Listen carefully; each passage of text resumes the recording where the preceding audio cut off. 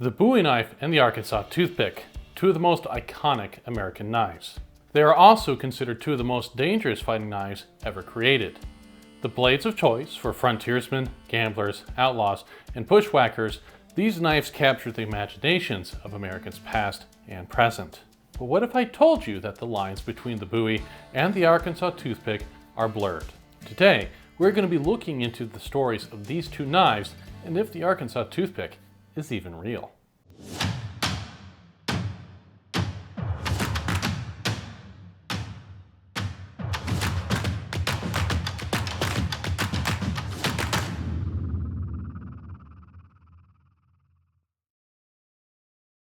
If I were to go survey a bunch of people about what a Bowie knife looks like, they'd probably come back with something like this.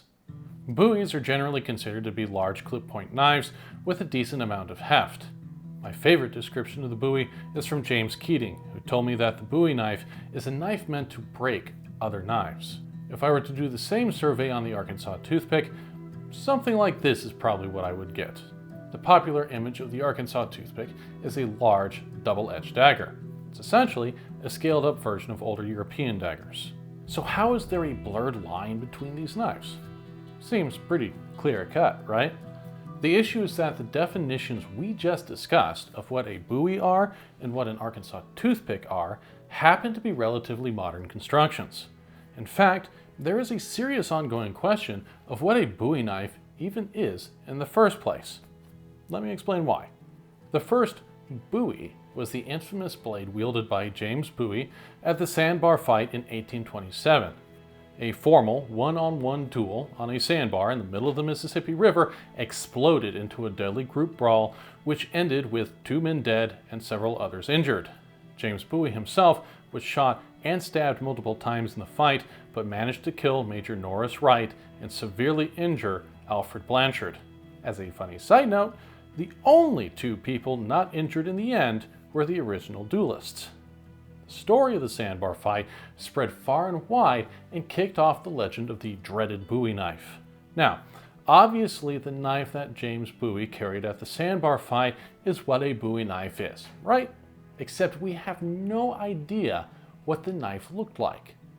The blade is long gone, and Jim Bowie himself never actually commented on it. Oftentimes, the blade was described as a large butcher's knife, and there are theories that the knife was literally just a large butcher's knife. However, the term butcher knife was also a colloquial term for a large fighting knife in the 1820s and 1830s. There are multiple accounts of other knives before and after the sandbar fight referring to the use of butcher knives in fights. Furthermore, multiple members of Bowie's family came forward with descriptions of the original blade, all of which contradict each other. Not particularly helpful. Nevertheless, everyone wanted a knife like James Bowie's, and cutlers were happy to provide something sharp that fit the generalized descriptions provided and slap the name Bowie on it. As a result, the original Bowie knives, as referenced by the people of the early 1800s, scale a very wide range of shapes and sizes, so that pretty much any large American knife could be considered a Bowie knife. Eventually, over time, the Bowie definition would morph into the clip-point blade we know and love today. For that full story, check out my video on the full history of the Bowie knife. So the history of the Bowie knife is a mess. What about the Arkansas Toothpick? Well, it's even more of a mess. The Arkansas Toothpick doesn't have a genesis story like the Bowie to clearly delineate where its name comes from. Rather, the term Arkansas Toothpick seems to have emerged shortly after the Bowie received its famous name. Arkansas in the early 1800s was rough frontier country and developed a reputation as an extremely violent place. An Arkansas knife would have then been a nasty, brutal weapon such as a butcher knife or Bowie knife. The toothpick portion was likely a bit of humor or bravado thrown in for color. That said, there are numerous accounts of large knives literally being used as toothpicks. Foreign visitors often wrote about the, quote, detestable habit of Americans picking their teeth with their knives after eating. Who coined the term in the first place remains a mystery. Descriptions of the Arkansas Toothpick vary pretty wildly, even by Bowie knife standards. Here's one description. A narrow blade, and about 12 inches long, is called an Arkansas toothpick. Yet, period illustrations of the time show very different depictions, ranging from what we would consider a Bowie, to a westernized sax, to whatever the hell this is. Henry Brown, a St. Louis arms dealer, considered toothpicks and Bowies the same, and in 1837 stated, "A few Arkansas toothpicks, or as they are often sometimes called, Bowie knives." This last quote is probably the most accurate.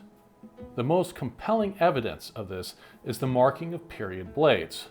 Multiple original blades, or their sheaths, are marked with Arkansas toothpick. None of these blades line up with the modern image of an Arkansas toothpick, but rather a textbook perfect image of a classic Bowie. Other, more rare knives bear markings of California toothpick, Mississippi toothpick, and so on. This indicates that the toothpick name was, at least to some extent, part of a marketing scheme of the cutlers selling these knives. To be certain, the Arkansas toothpick, the dagger of our perception, certainly existed. Massive double-edged daggers were absolutely present on the frontiers and being used, but were likely referred to as Bowies as often, if not more often, than Arkansas toothpicks. With that said, there is at least a couple pieces of evidence to suggest that the Arkansas toothpick was a separate blade from the Bowie. Arkansas enacted laws in 1838 to restrict the sale of large knives, explicitly stating, "Any Bowie knife, or knives, or Arkansas toothpicks, or any other knife or weapon that shall in form, shape, or size resemble a Bowie knife or an Arkansas toothpick." Alabama also likewise legally restricted the sale of Bowies and toothpicks explicitly, inferring that they were in fact two different distinct knives. Stronger evidence lies in an 1857 tax receipt from Mississippi, clearly indicating that the county assessor taxed Bowie knives and toothpicks separately. Other than some tax paperwork and a couple witnesses of questionable quality though, there isn't much evidence supporting the idea of the Arkansas toothpick being different from the Bowie. Personally, I am of the opinion that the Bowie and the Arkansas toothpick were one and the same back in the 1800s, just as the butcher knife and a Bowie were the same thing. That means that many of the accounts regarding an Arkansas toothpick may have been referring to clip-point Bowie knives. But for you dagger-bladed toothpick fans watching, there's a silver lining as well. There's a really good chance that some of the accounts on the Bowie knives were really about your favorite knife. So, my question for you this video is, do you think that the Bowie and the Arkansas toothpick were the same, or were they two separate knives the whole time? Let me know in the comments below.